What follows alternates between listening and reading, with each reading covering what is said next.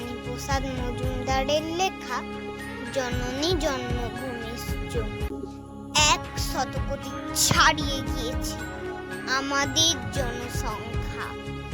গর্বেতে বুক ফুলে ওঠে, যেন নেই কোনো আর শঙ্কা।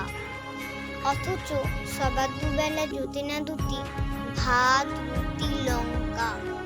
ফ্যান ফ্রিজ ফোন সুখী গৃহ কোন, সেসব তো লবডঙ্কা। ওরা শুধু খোঁজে ক্ষুধার অন্ন, খোঁজে পরনের বস্ত্র। দিকে দিকে ফাটে পরমাণু বোমা, নাচে বিধ্বংসী অস্ত্র। জীবনে মেলে না এক ফোঁটা সুখ, মেলে মারা গেলে তবে।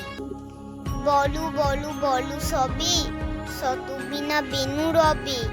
ভারত আবার জগৎ সভায় শ্রেষ্ঠ আসন লবে।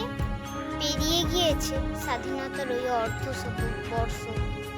আজও কি সবাই পেয়েছে মনেতে সুখ শান্তির স্পর্শ? আজ জাতিভেদ ধর্ম বিভেদ নিয়ে হয় মারামারি।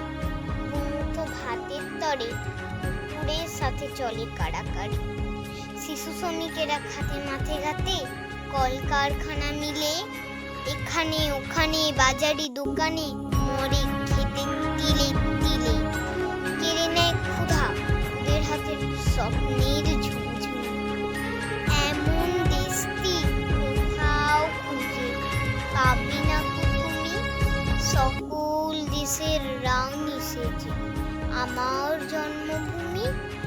জাতির জীবনে যারা সুখ বনে, তারা মরে থুকে থুকে। হাড় জির রুগ্ন শরীর, ব্যাধি বাসা বাঁধে বুকে।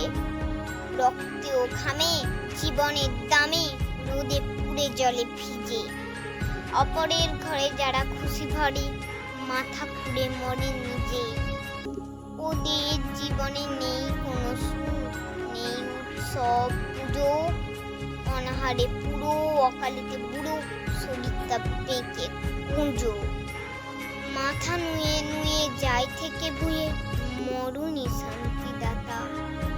ও আমার দেশের মাটি, তোমার পরে ঠেকাই মাথা। তোমাতে বিশ্বময়ী, তোমাতে বিশ্বমায়ের আঁচল পাতা। নমস্কার।